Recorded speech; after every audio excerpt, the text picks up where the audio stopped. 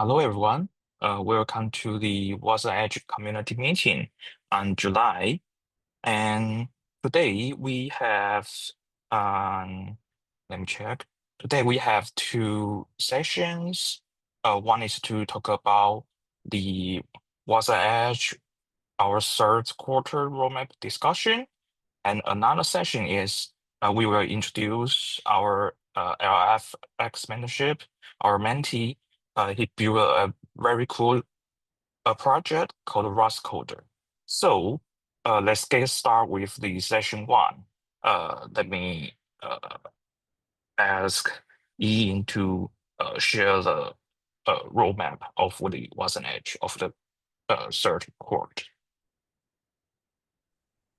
Hi, everyone. Well, can you hear me? Yes, clear. Okay, let me share my screen. Okay.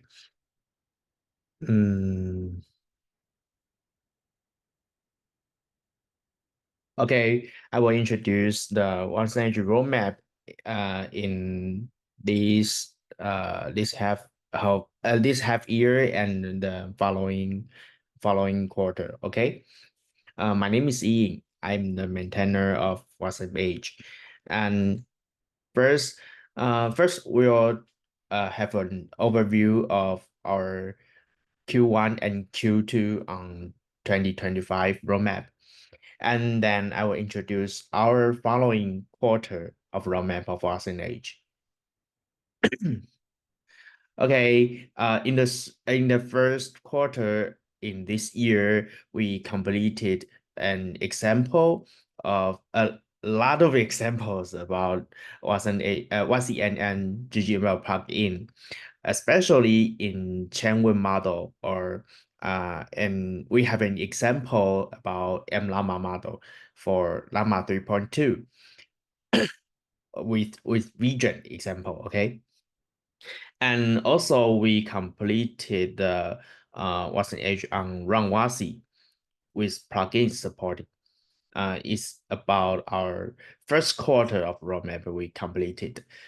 So in the second roadmap, we completed the GC proposal and large proposal, right? GC proposal for LT and JIT. Okay. And also we keep on going the GGML plugin with more models. So maybe someone say that we concentrate on AI now, right? WasmEdge concentrate on AI now, but not only the AI, we also keep on going the WebAssembly proposals, especially on the following quarter, we will keep on going the several big proposals such as memory 64 proposal and an important one, component model proposal with WASI preview 2, right? These proposals are under developing. So I think we can have a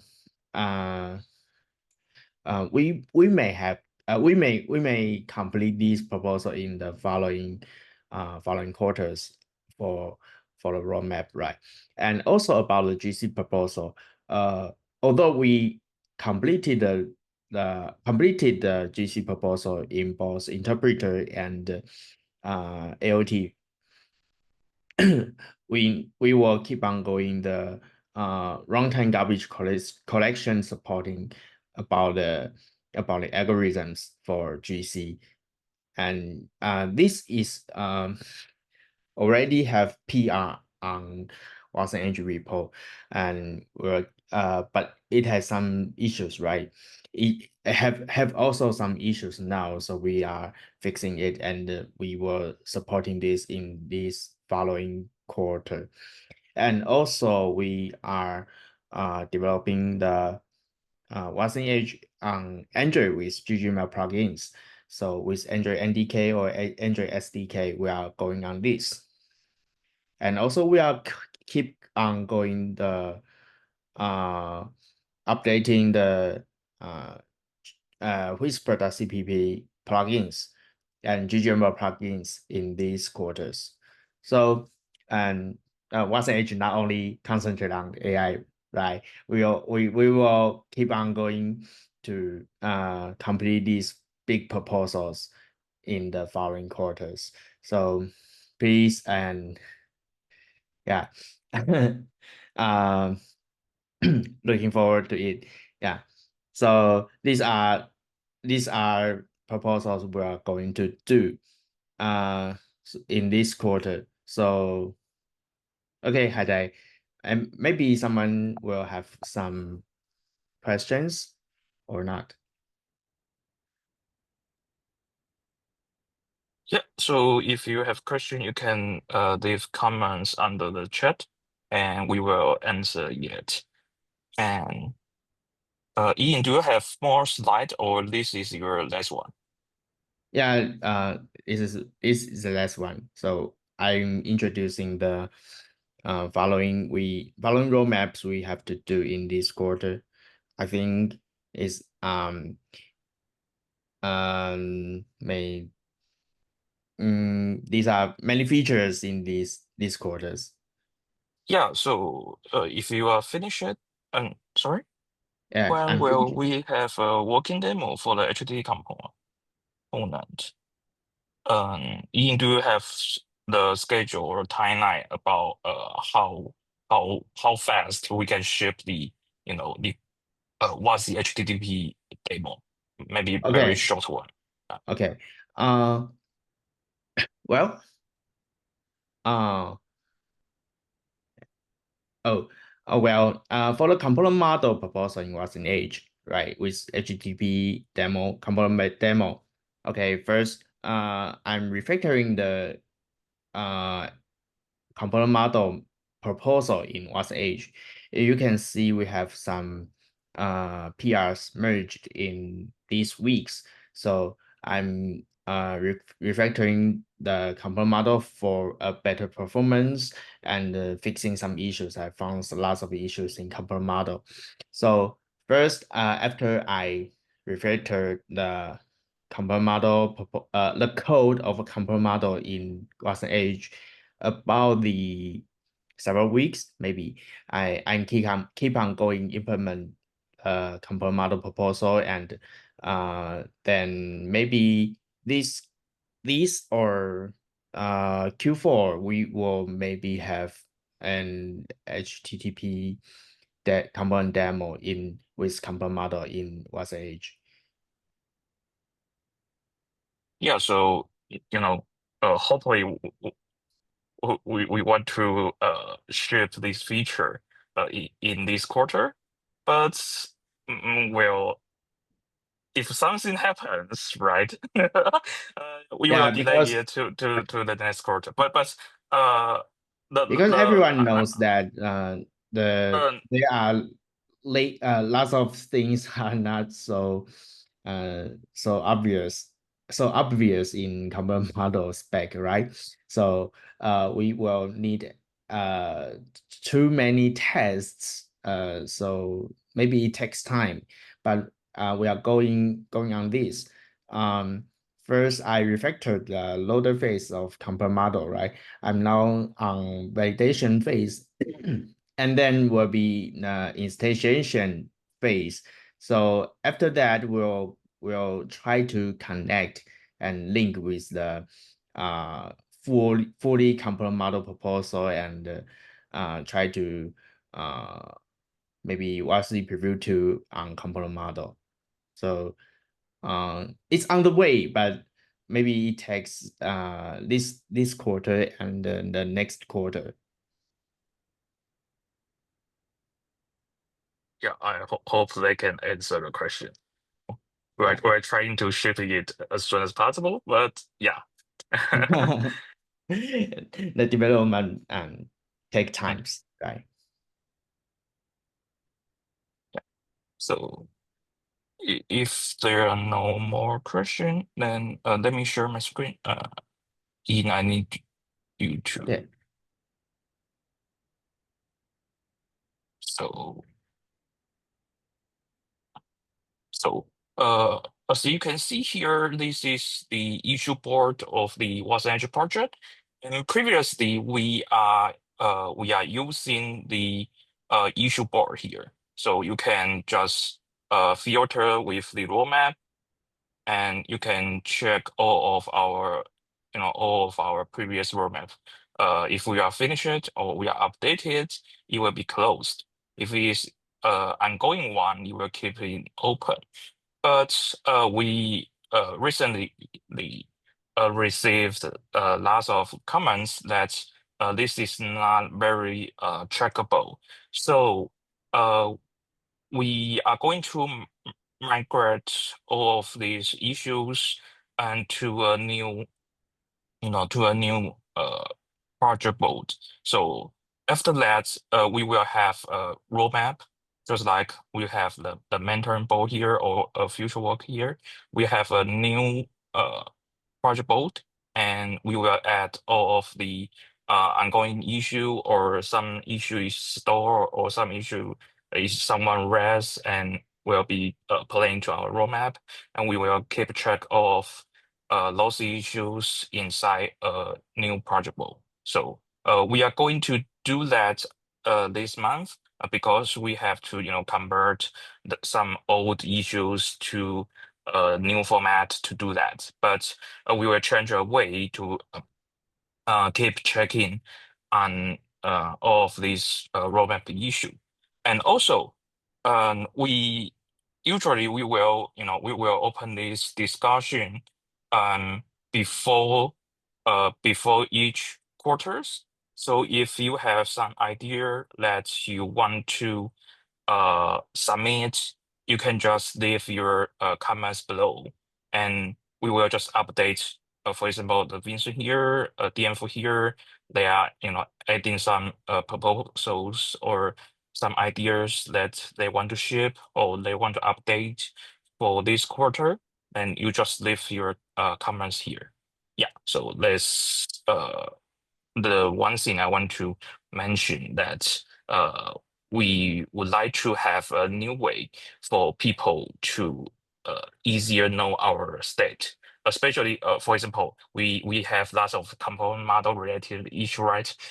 Or problem or question, right?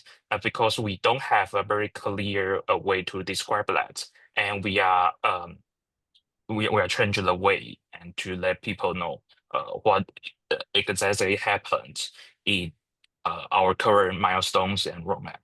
So here is our first session, and let me hand off the host to our LFX mentee. Let it introduce the very cool project, the RustCoder, the demo. So please.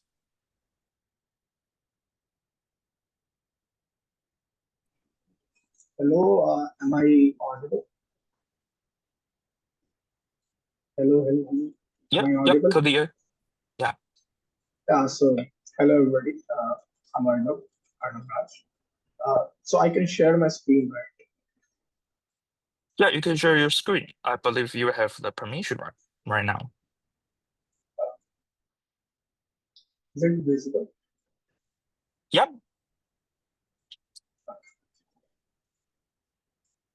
no All right, problem. so yeah, so let me introduce myself first. So I'm Arnav Raj. I would be entering currently my senior year at Indian Institute of Technology, Varanasi. Uh, I'm excited to share with you today the RustCoder project that I've been working on as a part of LFX mentorship. So the uh, so why was this project even thought of? So basically, uh, the key struggles that I think that this project is able to solve is that uh, struggling with the compilation error of the Rust compiler, and also like we don't want to start a new project completely in the Rust program. So this project addresses these key features. So if you would ask me what actually is a Rust, what is RustCoder basically? So I would answer, RustCoder is an AI-powered service that generates complete, compatible, Rust projects from natural language descriptions and can automate and fix compilation errors in Rust. It can also combine large language models with vector search and compilation feedback to create a powerful development system. So this project sits in the intersection of AI and the development.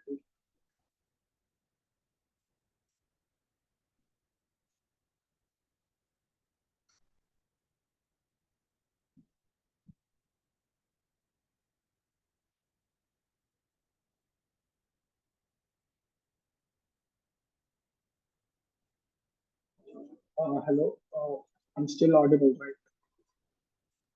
Uh, Yeah. So, Yeah, you technical dropped out issue. for a couple minutes. Yeah. Yeah, there was some technical issue. Yeah. So basically, as I was saying, that this sets in the intersection of AI and developer domain. So, uh, the so so this new approach is the programming assistant that goes beyond just code compilation or documentation. It actively helps to create a troubleshoot. So by the end of this talk, we will be able to understand how we have structured the system. So, uh, yeah, since we have proceeded, we can also connect if we want, if you are interested in this project, want to know more about the project. So, again, what is RustCoder? I've already discussed that. Yeah, so project overview on the architecture. So basically, this provides three main functions. It can generate a complete Rust product from description. It can automatically fix compilation errors and provide a vector database search, which we have saved as a data in data in the embedded. So and also it has two interfaces. It uses a REST API using Fast API, or you can also use the MCP server. So yeah. So let's talk about the core components uh, of the core components of the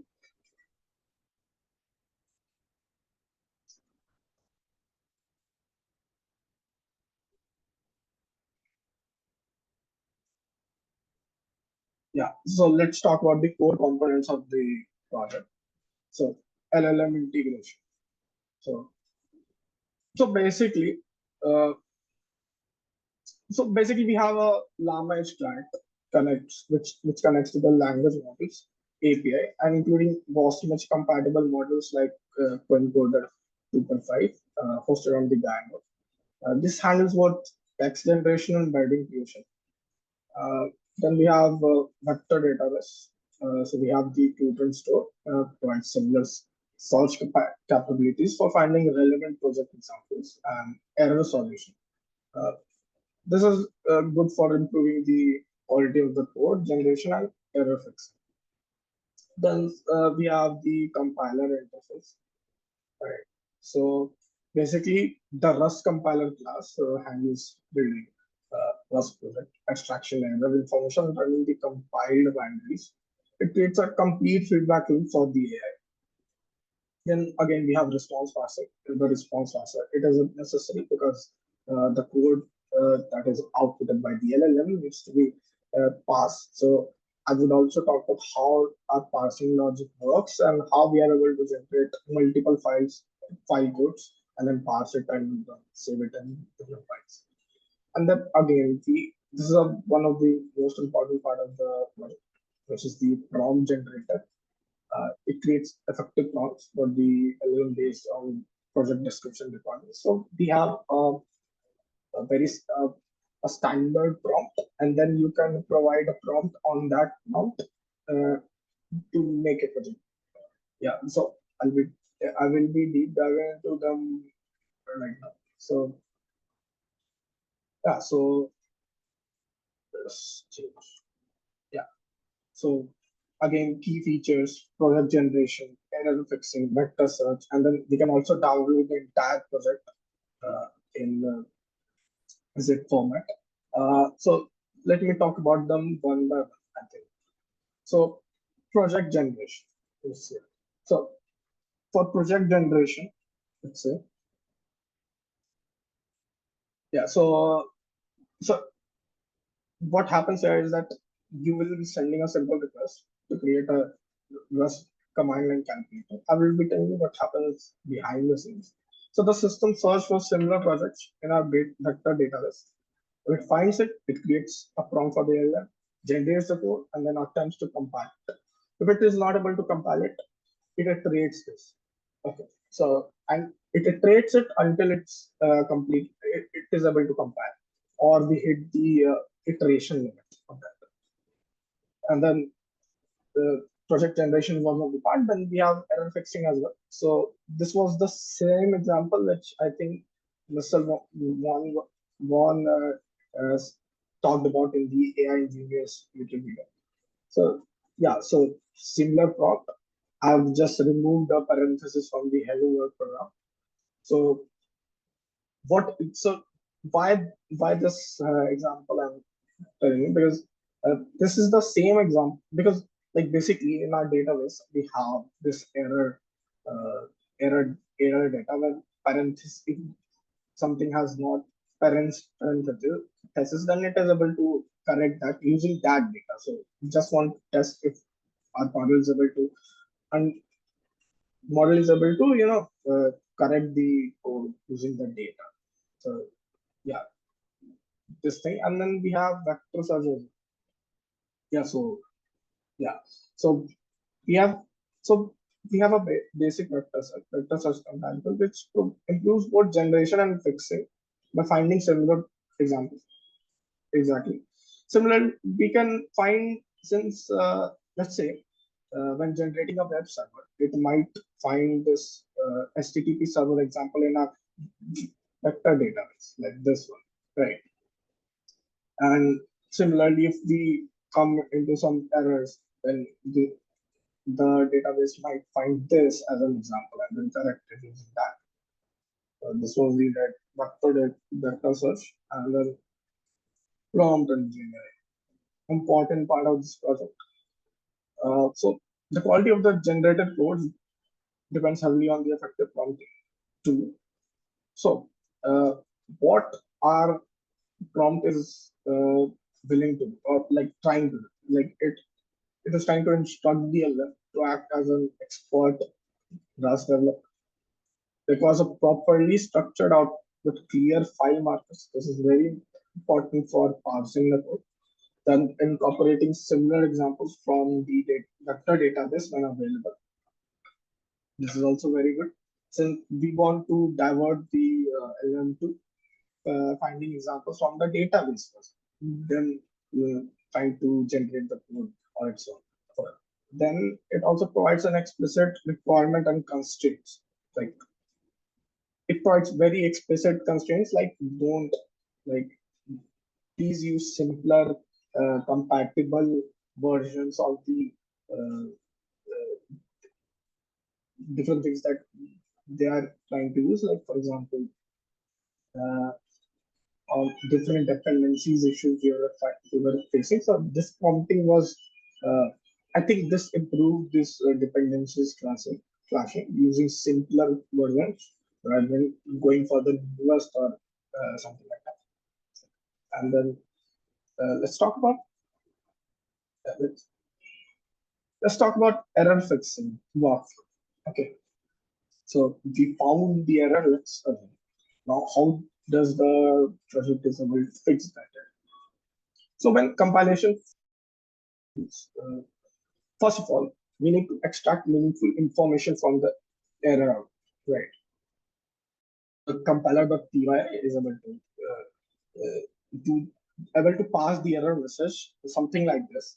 First, it tries to specify the error code. For example, if it's a mismatch type error, then it outputs some error code like E0308, something like that.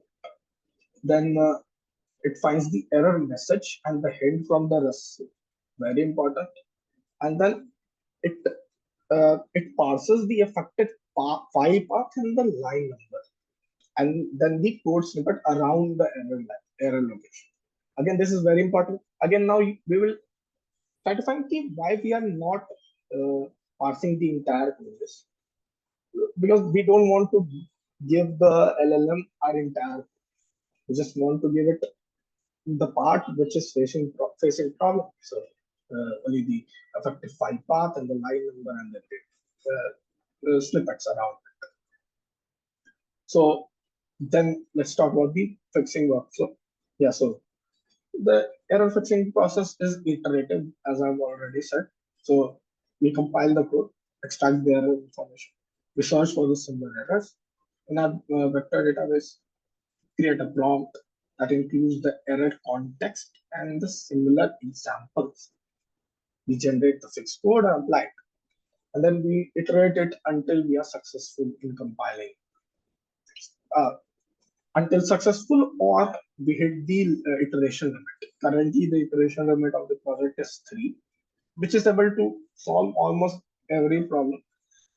If you increase it to like 6, 7, like definitely I think it would be able to correct the errors. Yeah, so let's proceed. So we have vector database implementation. So again, we have maintained 2 collections basically, project examples and the error examples in the embeddings. You can extend these examples in the code base as well, but again, these are the only I think data required to solve things in minimalistic way. Again, so again, parsing challenge. Okay, this part is also good, I think, because I face this issue in parsing a lot.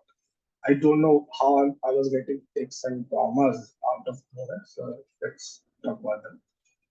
So how do we parse LM outputs in separate files? Okay, so this is what our response parser is doing. So we have, as already discussed in the prompt, we have clearly explicitly mentioned to use file markers. So the file markers is just like the file name and the the location of the file. Okay, and then it uses some key, I would say, approaches. Again, finding this file marker, and then we have a fallback as well to identify language specific blocks like the .tom and syntax kind of files. And then again, I also added an edge case where the file marker was missing itself. Well, this inconsistent for and this kind of inconsistent formatting was not good. So this was ensuring that we are reliably extracting a structured project file even with variation in LLM markers. So let me talk about extending the system.